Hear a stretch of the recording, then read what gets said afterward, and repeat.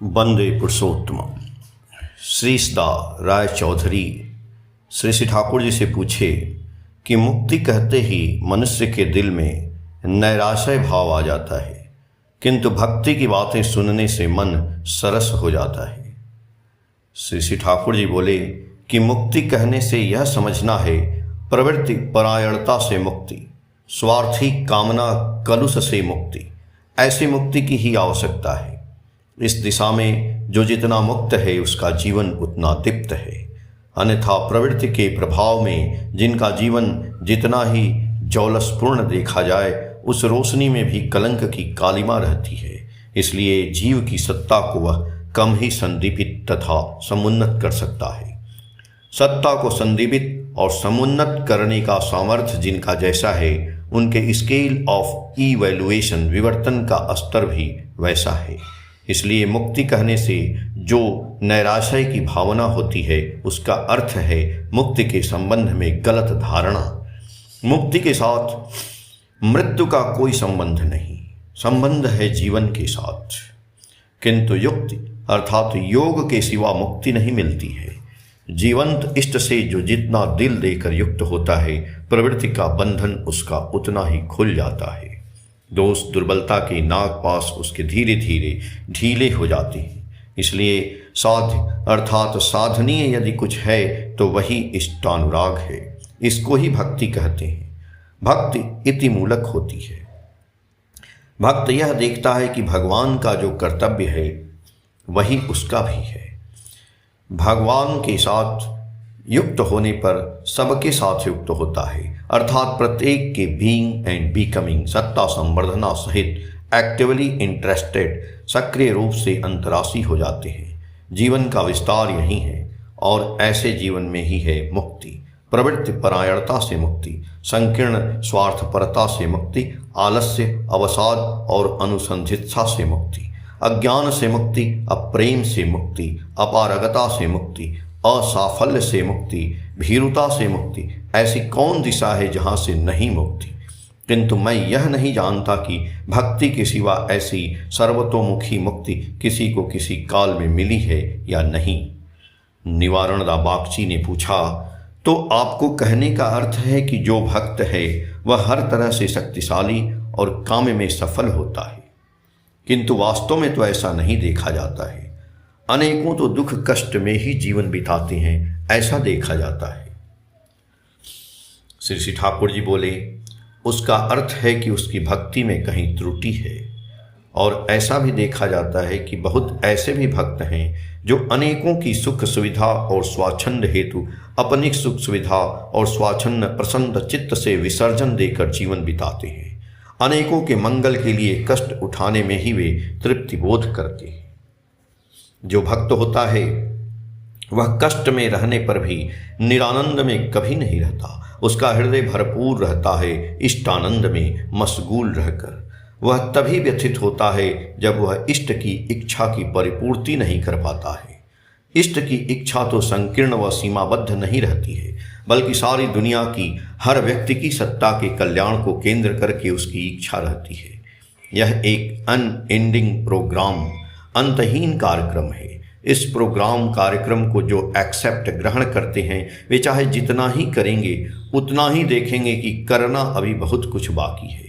इसलिए शांति व संतोष के साथ ही साथ उनके हृदय में एक एटर्नल डिवाइन डिसकॉन्टेंट, शाश्वत भागवत अतृप्ति जड़ित रहती है। यह डिसकॉन्टेंट अतृप्त एकाग्र इष्टार्थी अभिगमन से वह और भी तीव्र आवेग लिए चलती है। इसलिए वैष्णव शास्त्र में है, एई प्रेमार आस्वादन तप्त इच्छु चरवण मुख ज्वले ना जाय त्यजन, से प्रेमायार मणि तार विक्रम से जाने विषामृते एकत्रे मिलन।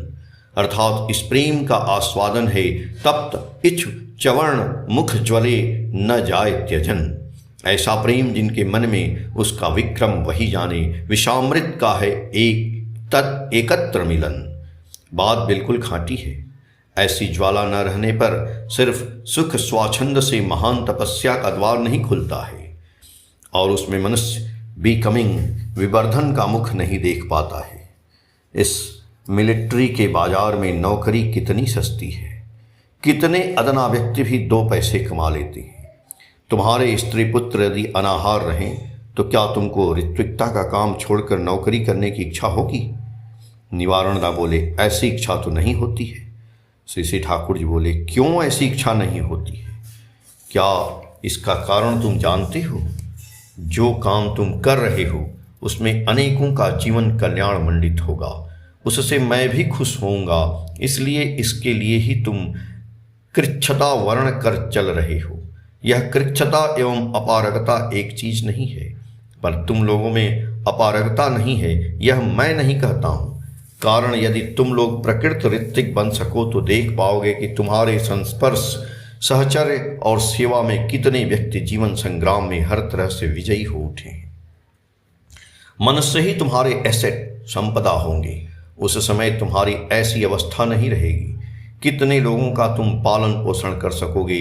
तुम्हारे हाथ में ऐश्वर्य आएगा तो भी अपने सुख भोग के लिए व्यर्थ में फिजूल खर्च करने की इच्छा न होगी। सोचोगे ठाकुर के काम में ही लगाना अच्छा है। इसके द्वारा परिवेश के कितने लोगों की सेवा व सहायता करना समीचीन है। कहा भी जाता है कि ब्राह्मण चाहे जितना धनी हो वह भिक्षुक का भिक्षुक ही रहता है। ब्राह्मण सिर्फ अपनी बात ही नहीं सोचता बल्कि सबके लिए चिंता करता है। सबकी विपदाओं को जो अपनी विपदा समझता है और उसके अनुसार करता है, उसका अभाव कौन दूर कर सकता है बोलो? वह अभाव उसकी अयोग्यता का कारण नहीं होता है, इसीलिए उसमें कोई दैन्य का भाव नहीं रहता। सियारदास जो वर्ष में कितने लाख रुपए कमाते थे, किंतु वे देश के लिए बैरिस्टरी छोड़कर द्वार द्वार पर भिक्षा की झोली लेकर घूमते फिरते रहे। उनकी ऐसी भिक्षावृत्ति को तुम क्या कहोगे? इसलिए हर चीज की गहराई में जाकर समझना होगा। पर भक्ति साधना के नाम पर जो अयोग्यता और आलस्य को प्रश्रय देकर चलता है, इष्ट भरण के धंधा की अपेक्षा आत्मभरण का धंधा जिसका प्रबल है, इष्टार्थी परार्थ परता का जो अपना स्वार्थ नहीं बना पाता है, वह भक्ति के आसपास में भी फटक नहीं पाया, इस बात में कोई संदेह नहीं। निवारणदा बोले, ठाकुर मैं अपनी बात नहीं कह रहा हूँ, किंतु कर्मियों में अनेकों साध्य के मुताबिक लोगों की सेवा सहायता करते हैं, किंतु उसके बावजूद उनकी अवस्था में ऐसा कोई आशानुरूप परिवर्तन नहीं होता है। इसका क्या उपाय है?